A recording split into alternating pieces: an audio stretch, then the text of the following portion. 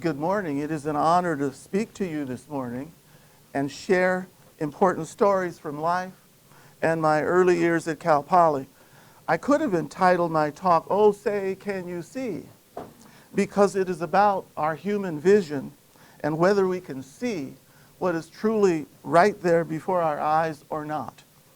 The question refers to where we primarily position ourselves in the universe, in the etic or the imic dimension of life. This is important to be aware of in these modern technological secular times, both inside the university and outside the university. Let me begin with a question from an etic category called Black History Month. How many of you heard of Harriet Tubman? Everyone's heard of Harriet Tubman. Now for some imic content. Imic. Do you know that Harriet Tubman was born in slavery in the state of Maryland around 1823 as Araminta Ross? Put in the very personal imic context of my background, she was born the very same year that another liberator, my oldest great-grandfather, Reverend Robert James Venerable, was born in Kentucky slavery and owned by a medical doctor, Dr. Joseph Venable. Araminta escaped from slavery in 1849, 5 years after my youngest great-grandmother, Anna Scott, was born in Kentucky slavery and 12 years before the founding of the Massachusetts Institute of Technology. Now let's connect up these apparently disconnected data points. But first, in tribute to Araminta, I'm honored to project on the screen a whole procession of images. Those are some more great-grandparents of mine in Missouri, but I'm just going to let those drift by because I want you to enjoy those images. Some are very old, some are much more recent, but most of the folks you see, or if not all of them, I'm related to, or they're my ancestors. Behold this parade of significant people whose black lives surely mattered because they are my ancestors and relatives. I say significant because in viewing all together in this way, I now know why I had to come back to Cal Poly to teach. It is so that I could say what I was unable to know to say 40 years ago. The physical appearances of these people should elicit salient questions around their being living symbols of the phenomenology and politics of race mixing. The variety of phenotypes in the photographs is the inevitable outcome of the legal enslavement of Africans in America. These are matters that could benefit from conversation with genetics as well as thermodynamics and chemical kinetics to sort out. The Gibbs free energy driving force is writ large here. So are the kinetic factors that either accelerate or hinder chemical reactions or social processes.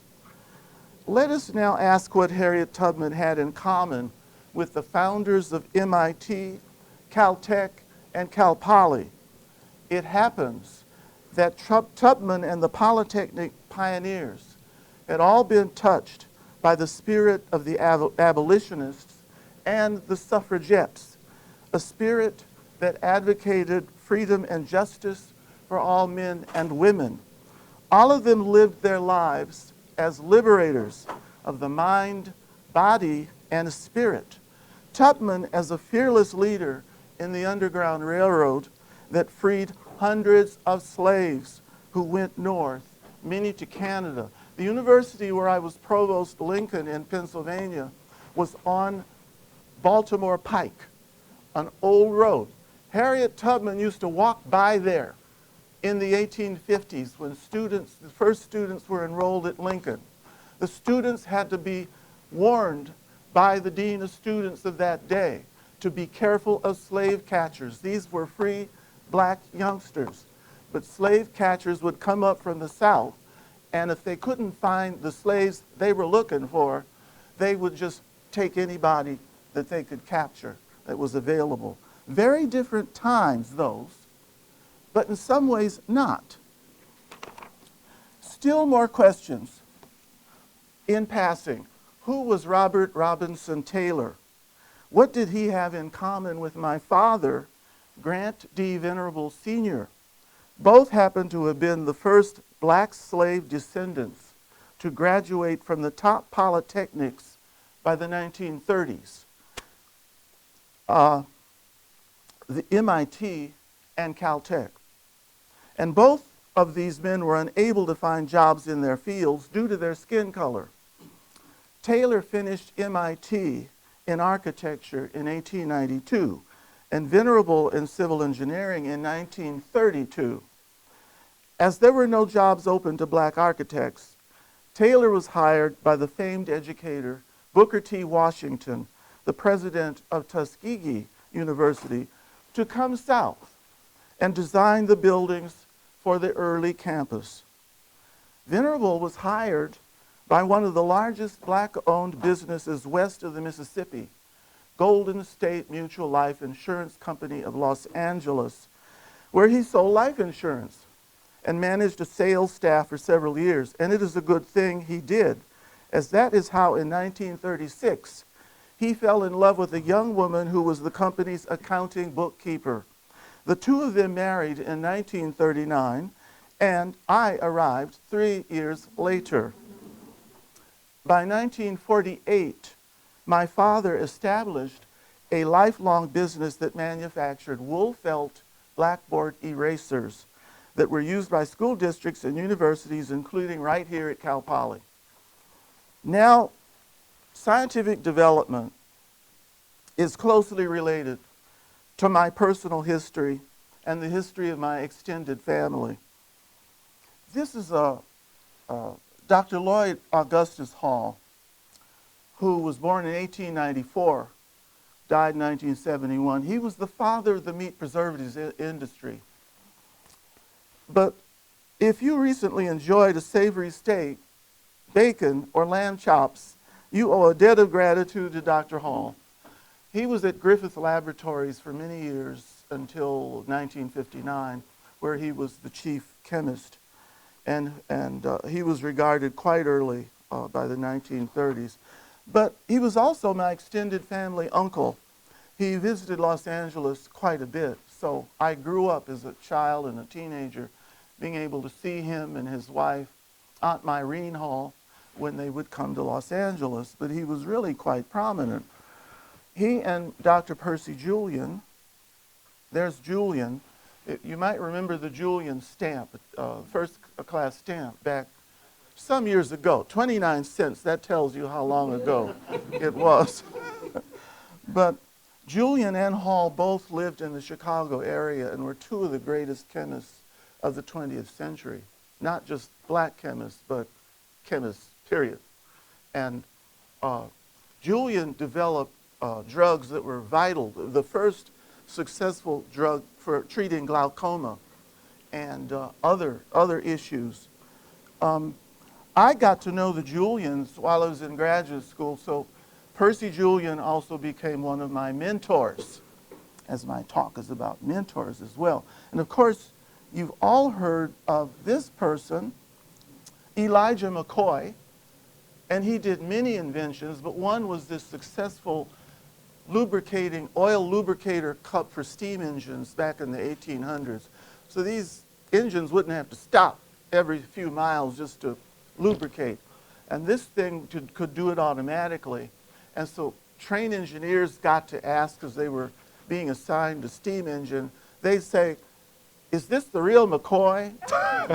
So that's how that expression started. It was related to Elijah McCoy. By the mid-1800s, the Polytechnic learn-by-doing idea of education began to take root from New England to California in a still agrarian America.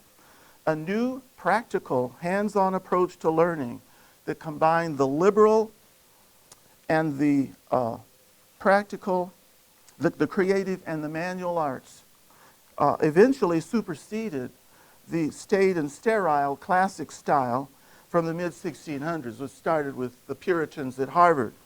No surprise then that the founders of the new breed of polytechnic institutions, from MIT to Caltech, Cal Poly, San Luis Obispo, and historically black Tuskegee in Alabama, were influenced by their agrarian upbringings. Okay. That is William Barton Rogers, who founded the Massachusetts Institute of Technology on this polytechnic idea. That was 1861, but they couldn't open it for classes till after the Civil War. Rogers was born in 1804, and all of these folks were born, well, Washington was born a little later. He was born during slavery in 1856. That's Booker T. And I'm getting a little ahead of myself there. That's Myron Angel, the enabling founder of Cal Poly. Very interesting story that Angel had. And let's see. And of course, once it was founded, then Julian McPhee came on board prior to Robert Kennedy. And so when I came in and Phil was here, Bob Kennedy was president. There's Bob Kennedy, an extraordinary kind of a guy.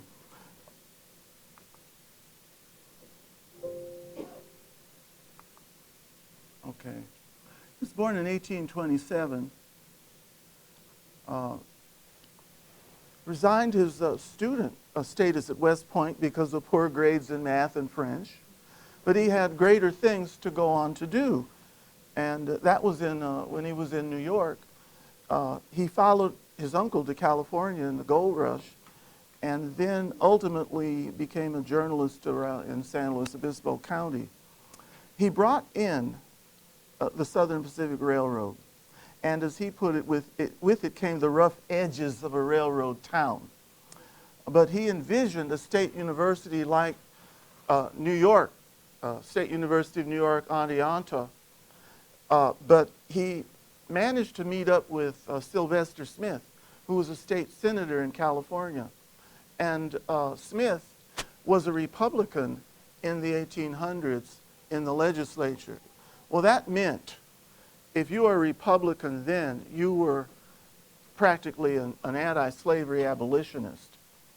And you were interested in more progressive things than Republicans now, because the parties seem to just switch and take on a mirror image. So Smith convinced him to press for a more polytechnic, practical idea, but also Smith had this liberationist idea that came with abolitionism. He said, so he wanted the university to teach the hand as well as the head, so that no young man or young woman would be sent off in the world to earn their living as poorly equipped for the task as I when I landed in San Francisco in 1849. So all these founders possessed the spark of freedom that leads to the liberation of the mind from ignorance and prejudice. Each was inspired in his own way by another liberating spirit, that of liberating the nation from one of its greatest shames of slavery. Clearly, while other forces were at work behind the rise of science in what we can call the etic, rational, empirical, objective science domain, the EMIC, E-M-I-C domain of subjective context and social relationship and progress provided the actual timing and trigger of events, much as a catalyst does in a chemical reaction. From the swirling emic vortex of the polytechnic and abolitionist movements came modern science, engineering, and technology. As with all fields of endeavor, modern science and technology didn't just spontaneously happen in a vacuum. Science happened because of its direct connection to the very personal and intimate lives of very real, vulnerable, and intelligent people. Now, I'm a venerable people, but sometimes vulnerable. And this rarely, if ever, gets talked about or studied. But it is something I talk about in my classes, as my students know.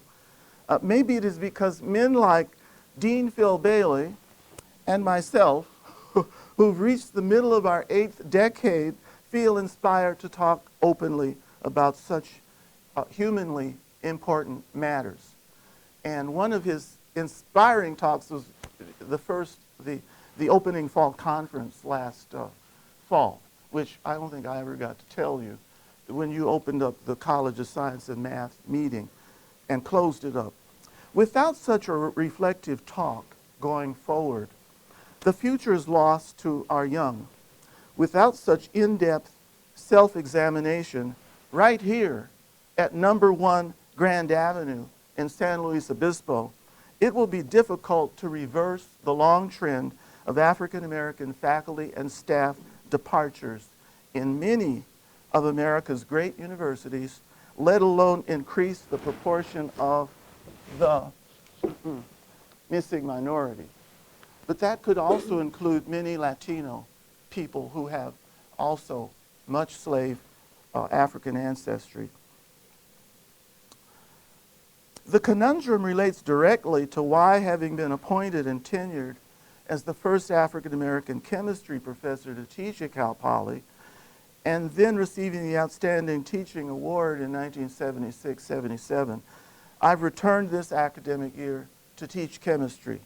But gratefully, it relates to my priorities in life and Cal Poly's hopes as a university. Bear with me now as I borrow from the Talmudic approach of science and in the rabbinical tradition of questioning to offer an up-close and personal look at my family and ancestors who shaped me in a way that I was in a sense predestined to teach at Cal Poly. Let us look at visual images going back to the 1870s. It is. Again, modern science and technology didn't just spontaneously happen in a vacuum.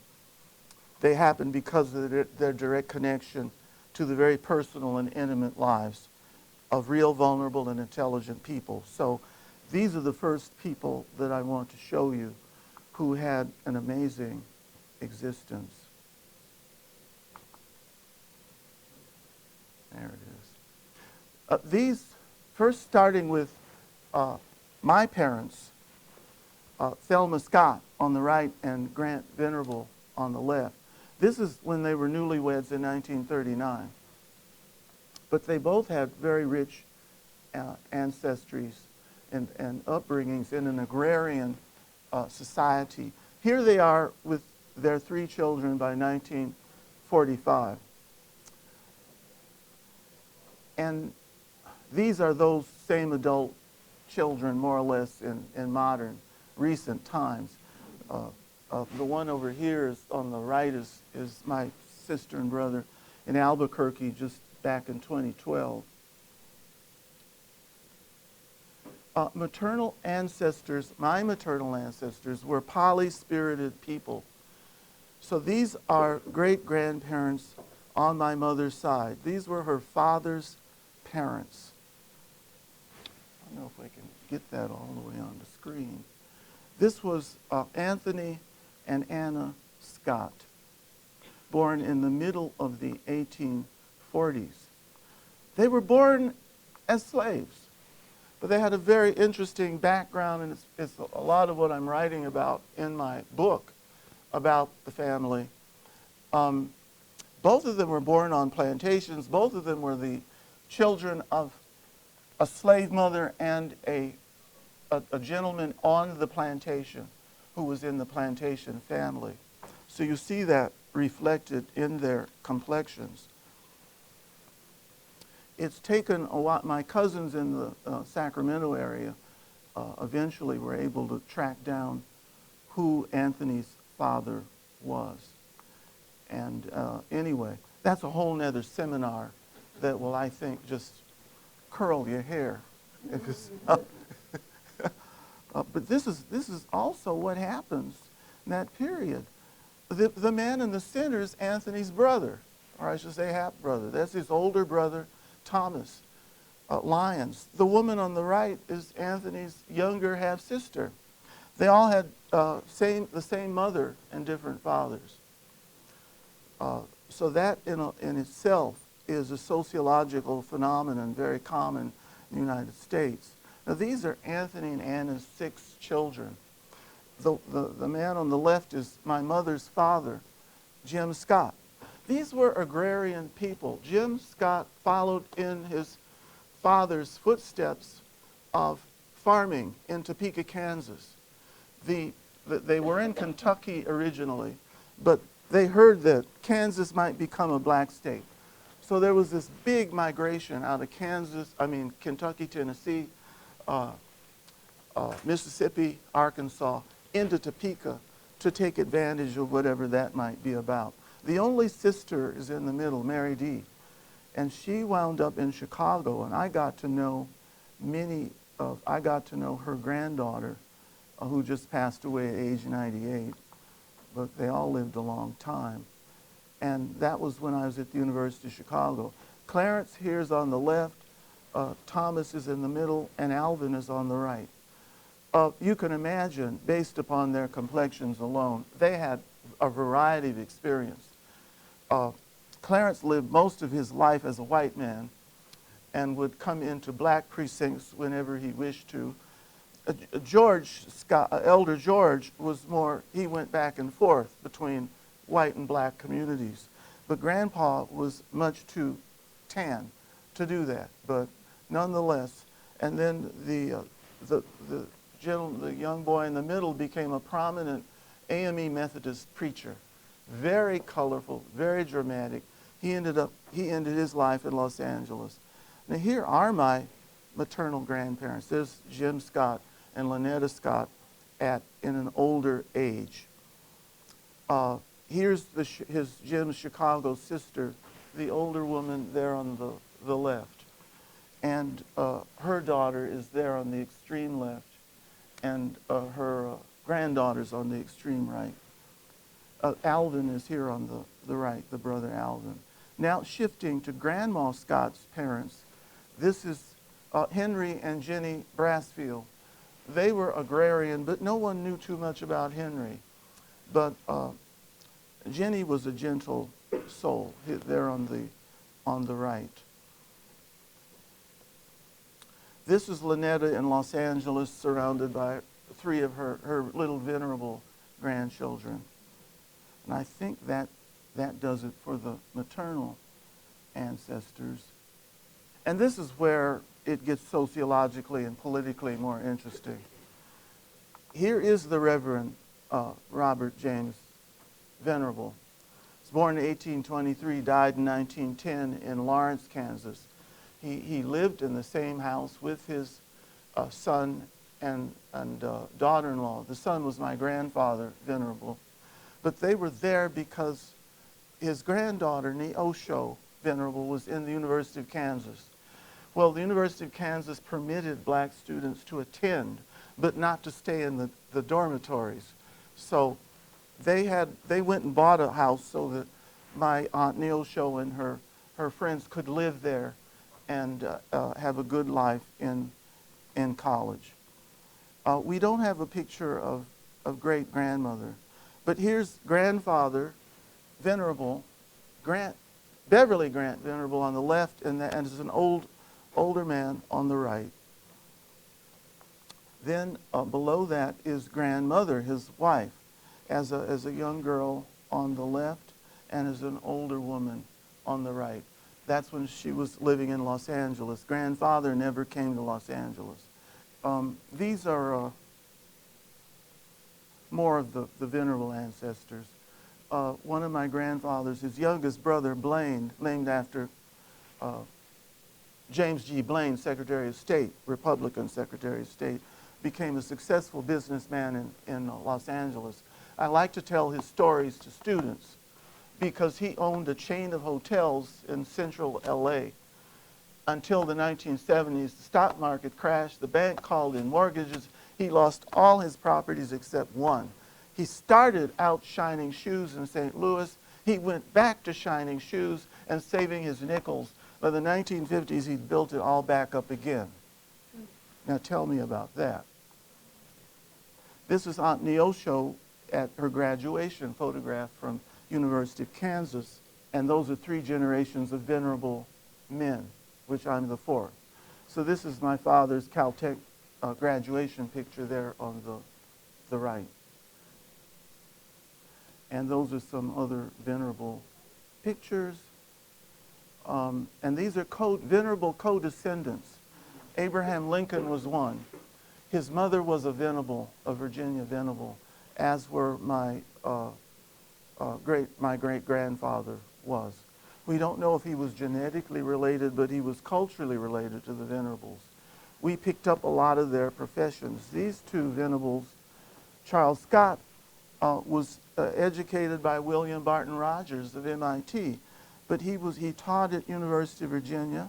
He was the father of Francis Preston Venable. So those of you that have been around the University of North Carolina, Chapel Hill, have heard of him because he was the president in 1900.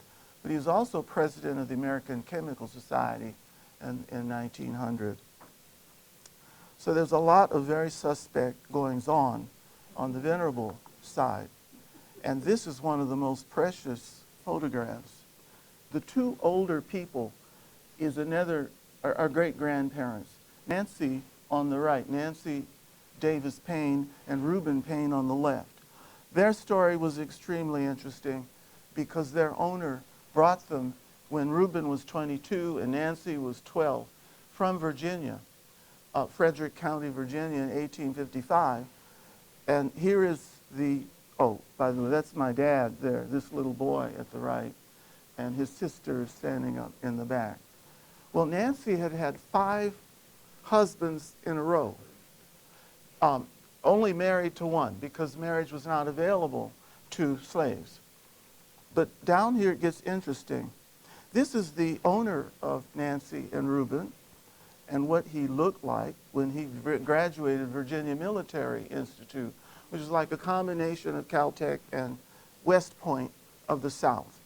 And there he is as an old man when he was a decorated commandant. He was a colonel of the 9th Confederate Missouri Regiment. And his family and Nancy and Reuben all lived in the family compound. After the Civil War, the Paynes did not leave. The Paynes stayed with the Elliots for the rest of all their lives until 1911 when the colonel died. So here's the colonel and his family. That was his wife. But Nancy was his concubine, just in the biblical tradition of Abraham and Sarah, his wife. But Hagar was the concubine of Abraham. And it turned out that Louise, my grandmother, was the child, just like Ishmael was the child of Hagar and Abraham. So that really, I think that, I didn't know that till really the last several years, but it really prompted some thinking. What are we about in this society? That's what it prompted. How do you deal with contradiction or apparent contradiction and paradox within yourself, in your own family, in your own history? And by living in Atlanta area for the last many years, I had to come to terms with my Southern and my Confederate past. In essence, to sue for peace in the Civil War so that we could start, at least with me, to start living together as a nation, of a unified nation where there aren't all of these differences that tear us apart. I think basically that's the rest of the story is really about my dad at Caltech, and I just had a few images to show you on that. This is the old administration building at Caltech, named after its founder, Amos G. Troop. And this is the founder on the left of Caltech, Amos Gager Troop. He died in 1894, 3 years after he founded Caltech as Troop Polytechnic University. But Uh, George Ellery Hale is there on the right. He was the great scientist that was brought in from the University of Chicago that stamped his scientific vision on Caltech. He's the one that started the construction of the Mount Palomar telescope. He didn't live to see its construction. But here's the great man on the left who founded who was president. He was brought in as president, Robert Millikan. All of you in science know he measured calculated the mass of the electron. Standing next to him, is it possible you don't know who that is? Now, there's another gentleman here on the right who's a little more notorious. He was the first one of the big monetary donors to Caltech. He wanted Caltech to come up in the vision of eugenics. He founded the Human Betterment Foundation in Pasadena, which drew a lot of white nationalist youngsters to Caltech, including a man named William Shockley, who was in my father's class. And William Shockley, that's another story. William got the Nobel Prize for co-inventing the transistor, but he got the Ig Nobel Prize for inventing an idea about blacks having inferior intelligence and that it was genetic. So I think really the conclusion of this story is that my dad's presence, there he is in the yearbook, in the 1932 yearbook. He developed very close friendships with many of his classmates at Caltech, including here in the Cosmopolitan Club. A gentleman sitting to his left is William Pickering, who was the famed director of Jet Propulsion Laboratory years later that put up America's first successful satellite launch. Here he is on the football team. And then here he is on the track team. He was a good quarter miler. He ran about a 48-second quarter mile. There he is there on the right. Now this last picture is my mentor at UCLA, Willard Libby. But what I wanted to say about my father is that he was admitted in 1929 for study. And he did so well in mathematics that ability propelled him through. But he wouldn't have made it if he had been very defensive to these students who are all of white race. In other words, he had to see himself in those students in order to be really involved and very connected to that campus. By the time he left, you have to understand that was a day when Pasadena had very few black people in it, and they were only in a certain part of town. So the people on the Caltech campus had never really seen or been around what they called Negro people, colored people, black people. But his presence there blew all of their stereotypes to bits. And so if they had these when he arrived, they were gone when he left. That's important, particularly for the clerical corps. The secretaries maintained the culture of the campus. And it changed the biology department from studying eugenics to human genetics. So that's a very powerful story, but I didn't know it for years. That's like looking at something, oh, say, can you see? But now I see. But that's really about all that I have to say. There's more. But there's much hope here, and I want this conversation to be maybe the start of really crystallizing and materializing a lot of the hope. Thank you. Questions? The question was my Aunt Neosho Venerable, who went to Kansas University. Is it known what she studied, what kind of person she was? She got a BA in education, which was a degree that a lot of people would get. If you wanted to be a teacher, and they train you to teach in mathematics, she taught trigonometry, geometry, algebra, and German in segregated Black Lincoln High of Kansas City. She got there young. She graduated when she was 20 years old. And she was, sweet, she was beautiful, but she was tough.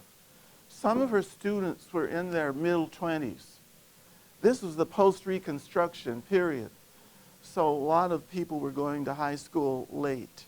And then she made the move to California, followed her brother out there and then her mother out there.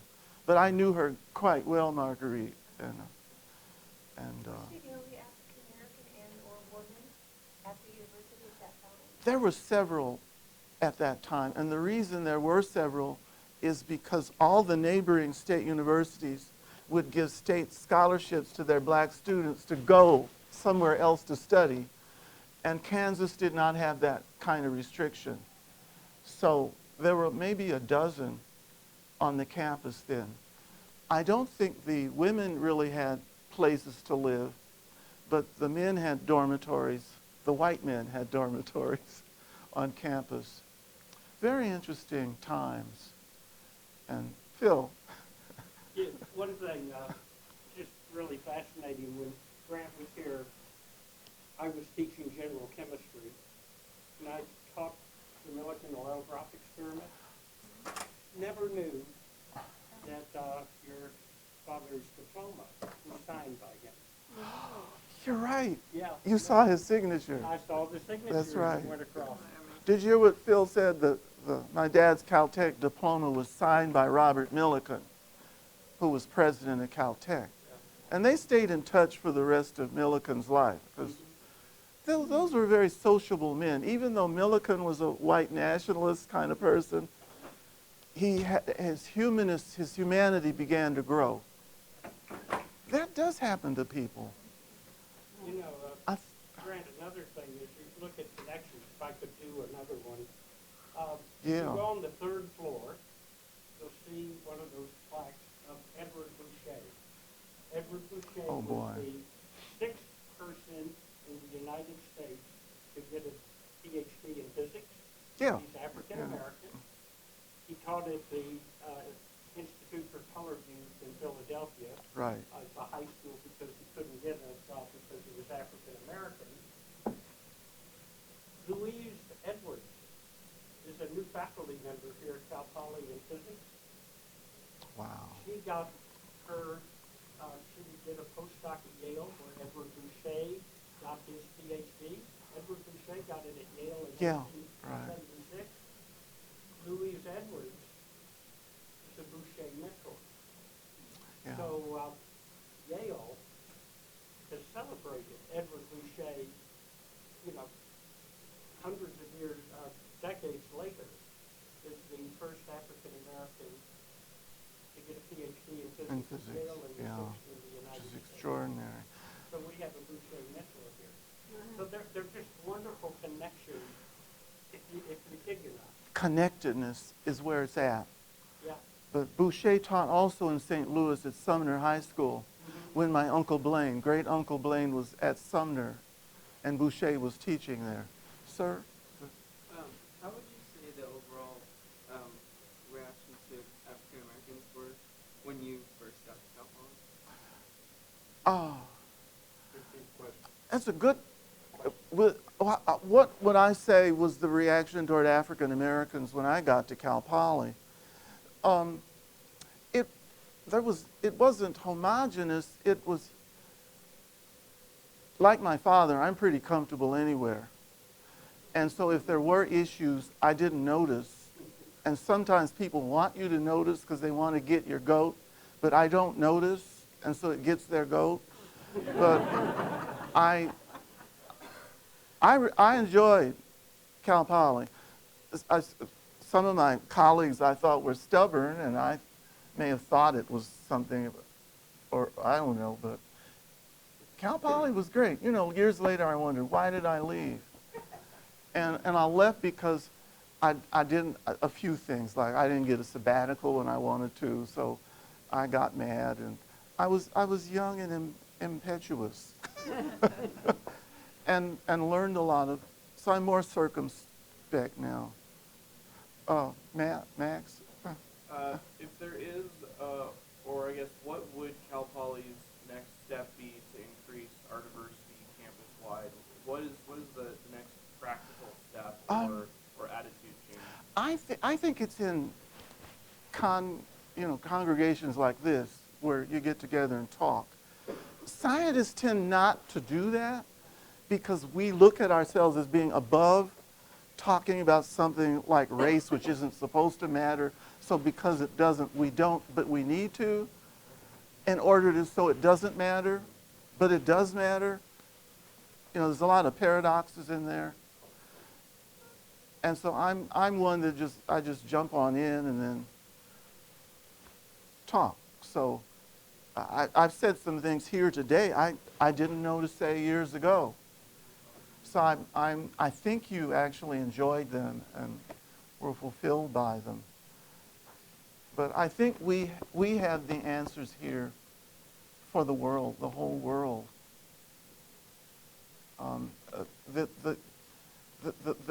That missing minority, they need to see themselves in us. What does that take at the start? It may take finding someone that looks more phenotypically like themselves until they get into the depth of the human spirit, of seeing themselves in the spirit of another human being. And that's what my dad did at Caltech, because nobody looked like him phenotypically. But in a way, they looked like his half-cousins in Odessa, Missouri, through his mother. And I mean, a colonel who was a Confederate colonel, a grandfather who was a Confederate colonel. So, all right, Thank you very much. this was